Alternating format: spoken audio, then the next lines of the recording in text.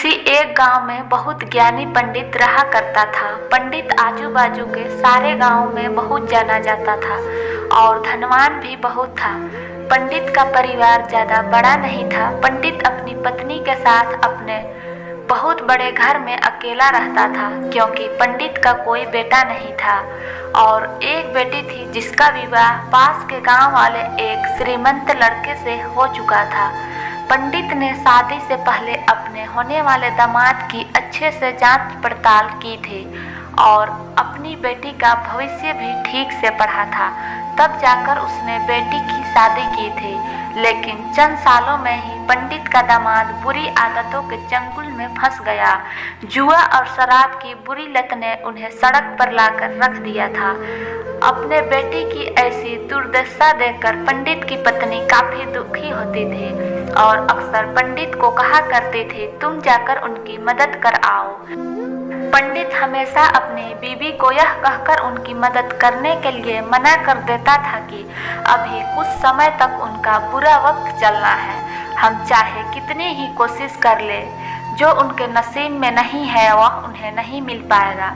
पंडित की ऐसी बातों से उसकी पत्नी काफ़ी दुखी हो जाया करती थी और मन ही मन सोचती थी कि कैसा स्वार्थी पिता है, अपनी बेटी को इतनी कष्टों में देखकर भी उसकी मदद करने के लिए मना करता है।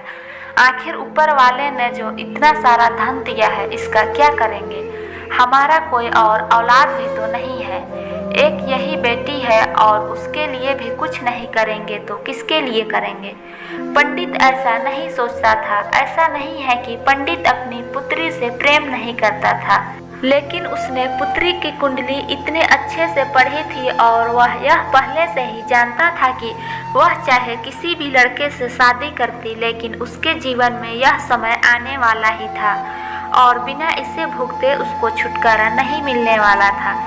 एक दिन खाने पीने के लिए भी मोहताज हो चुके पंडित के बेटी और दामाद उसके घर पर आए। पंडित ने और उसकी बीवी ने दोनों का खूब आदर सत्कार किया और खूब अच्छा खाना खिलाया। बेटी और दामाद की पंडित से सहायता मांगने की हिम्मत ना हुई, इसीलिए वह बिना बोले ही वापस अपने घर को लौटने लगे। लेकिन माँ तो माँ होती है, पंडिताइन से रहा नहीं गया और बिना पंडित की इजाज़त के उसने चोरी छुपे बूंदी के लड्डू बनाकर उसमें सोने के सिक्के रख दिए और बेटी और दामाद को दे दिए, ताकि बेटी और दामाद की कुछ आर्थिक सहायता हो सके। पंडिताइन यह भी जान गई थी कि बेटी और दामाद शर्म के मारे उनसे मदद नहीं मांग रहे थे, इसीलिए उसने बेटी और दामाद को भी लड्डुओं में छिपे सिक्कों के बारे में कुछ नहीं बताया। जाहिर सी बात है कि जब वे लोग घर पर जाकर लड्डू खाएंगे तो उन्हें उसमें सोने के सिक्के मिल जाएंगे। इस तरह बिना उनके मांगे ही उन तक मदद पहुंच जाएगी। सोचकर पंडिताइन मन ही मन अपने बेटी की मदद करने के लिए खुश होने लगी। पंडित के दामाद और बेटी उन दोनों का आशीर्वाद लेकर अपने घर की तरफ रवाना हो गए। उन दिनों गाड़ियां तो होती नहीं थी, घोड़ा गाड़ी या बैलगाड़ियां चलती थी। पैसे न होते तो और चीज़ों की लेन देन से भी व्यवहार होता था। बेटी और दामाद का गांव पंडित के घर से कोसों दूर था, फिर भी पैसों की कमी के चलते वह चलकर अपने गांव की तरफ निकल पड़े। थोड़े ही दूर चले थे कि पंडित की बेटी के पैर में मोच आ गई। अब उसको चलना भी मुश्किल हो गया। पंडित के दामाद ने जब देखा कि उसकी बीवी अब बिल्कुल चलने में सक्षम नहीं है तो उसने एक टांगा अपने घर तक किराए पर ले लिया। दोनों पति पत्नी टांगे पर बैठकर घर तक पहुंच गए, लेकिन टांगे वाले को देने के लिए उनके पास पैसे थे नहीं। इसीलिए पंडिताइन ने जो बूंदी की लड्डू उन्हें दिए थे वही किराए के तौर पर उस टांगे वाले को दे दिए। टांगे वाला बूंदी के लड्डू को लेकर वहां से चला गया। टांगे वाला अपने घर की तरफ जा रहा था, तब उसे एक हलवाई की दुकान दिखी।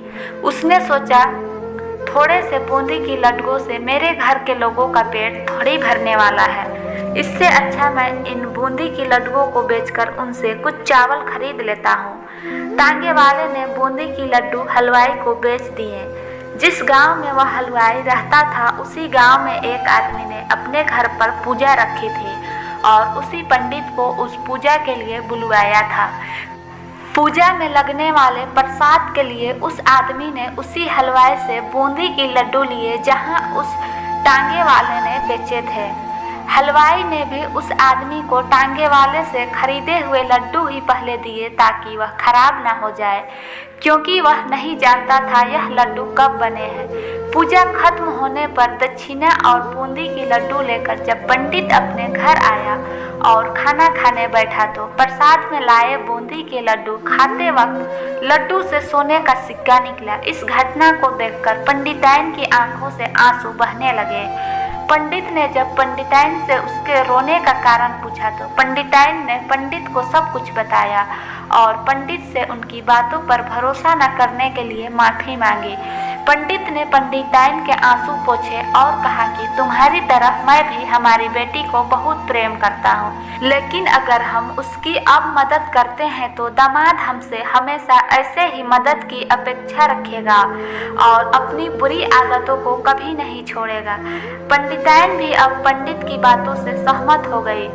2-3 महीने बीत गए। पंडित के दामाद और बेटी फिर से एक बार उसके घर आए और इस बार उनकी परिस्थिति पहले से बेहतर थी, क्योंकि पिछले बार खाली हाथ जाने के बाद दामाद ने नया काम शुरू किया था और अपनी सारी बुरी आदतें भी छोड़ दी थी। दोस्तों, नसीब का लिखा नहीं बदलता। यह कहानी आपको कैसी लगी? क्या आप भी नसीब पर भरोसा रखते हैं या फिर आप उन लोगों में से हैं जो अपना नसीब खुद अपने हाथों से लिखना चाहते हैं?